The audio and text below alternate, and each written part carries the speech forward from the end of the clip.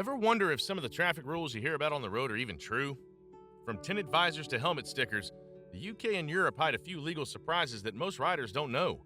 So here are 10 quirky motorcycle laws, mostly from the UK, plus some odd EU rules you've probably never heard of, or maybe you have, but you easily overlook. Number 1, tinted helmet visors have a brightness rule. In the UK, dark tinted face shields aren't a free-for-all like some riders assume. Legally, any helmet visor must allow at least 50% of visible light to pass through. That means only lightly tinted or clear visors are road legal for general use. Those ultra-dark smoked visors you see on track bikes? Not legal for everyday road riding. Police have actual testing devices like the Tint Man that measure the visible light transmission of your visor. If it falls below 50%, you can be fined or even cited for riding with illegal equipment. It's not just about daytime either. If you're caught wearing a dark visor at dusk or night, it becomes even more serious because of reduced visibility. The logic's simple. If you can't see hazards properly, you can't react safely.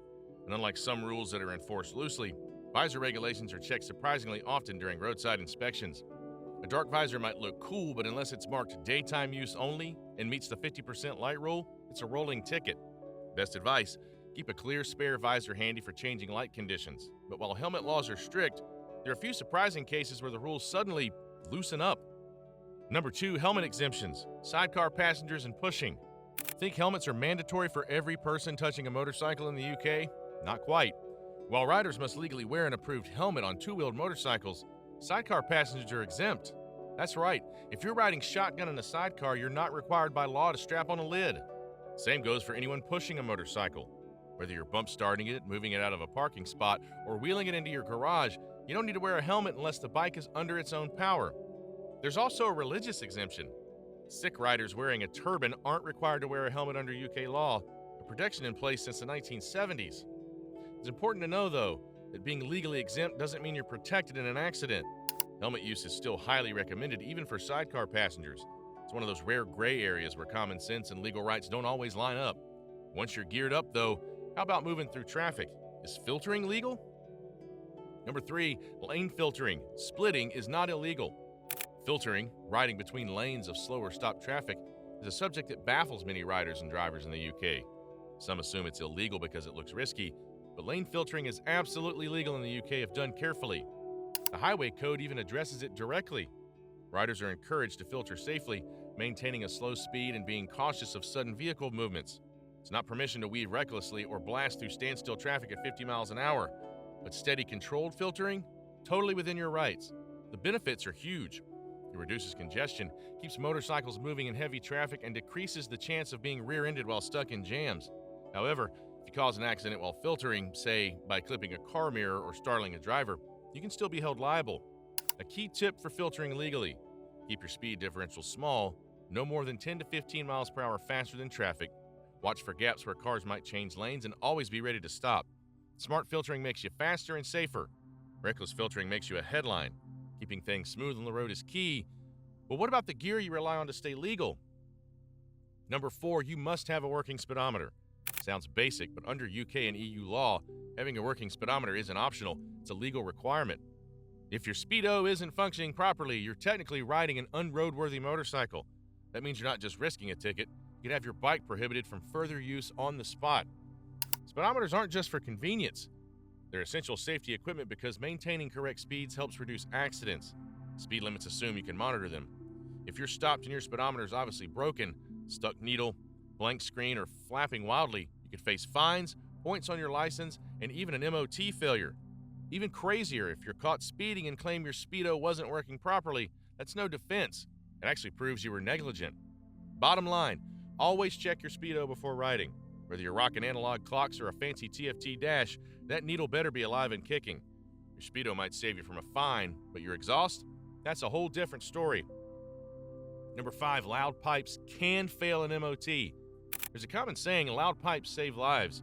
But in the UK, loud pipes can also fail your MOT, potentially get you ticketed even if your bike is otherwise road legal. The MOT rules for motorcycles are very clear. Your exhaust must not be obviously louder than a standard exhaust in good working order. That's vague on purpose. It gives the tester and the police discretion. If your bike sounds like it's staging a rock concert every time you blip the throttle, you'd be surprised if you fail your MOT, get a prohibition notice, or even have your bike seized for antisocial behavior in some areas. Even aftermarket exhausts stamped not for road use can be flagged, regardless of whether they have baffles installed. Removing DB killers, those little silencers, also make you an easy target for roadside checks, especially during special police crackdowns like Operation Crackdown or noise pollution campaigns. Louder doesn't automatically mean illegal, but excessively loud does. If you want to run a race pipe, keep a road legal option handy for your MOT. Your neighbors and your wallet will thank you. And if you're planning to cross into Europe, your packing list just got a little more serious. Number 6, France requires high visibility gear. Planning to ride across the channel?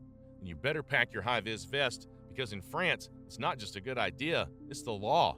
Every motorcyclist must carry a high visibility jacket or vest at all times. It doesn't have to be worn while riding, but if you stop at the roadside due to a breakdown or accident, you must put it on immediately.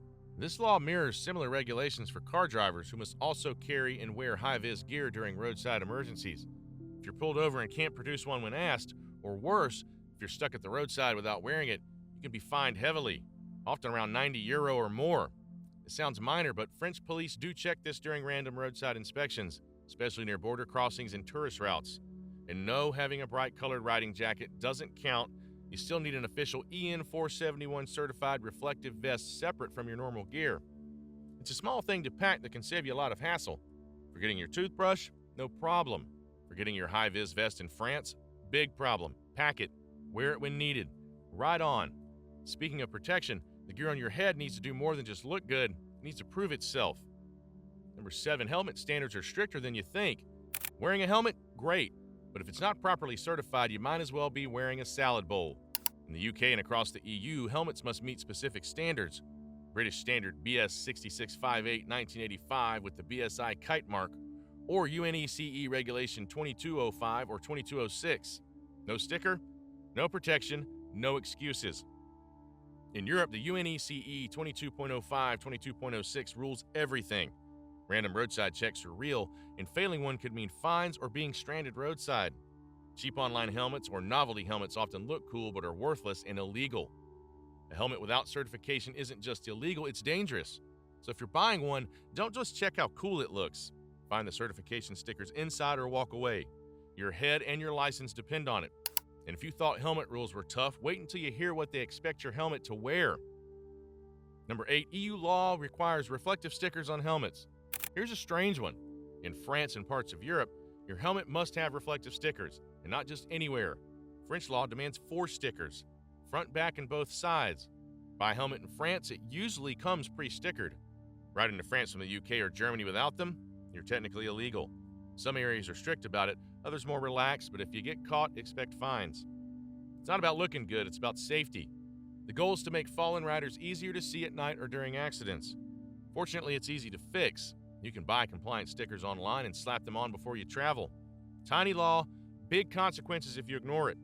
Of course, even if your helmet checks out, there's one thing you can't forget. The law never stops, even on private ground. Number 9, it's illegal to ride without insurance, even on private land. Think private land gives you a free pass? Think again. In the UK, insurance is mandatory even on private land if there's public access.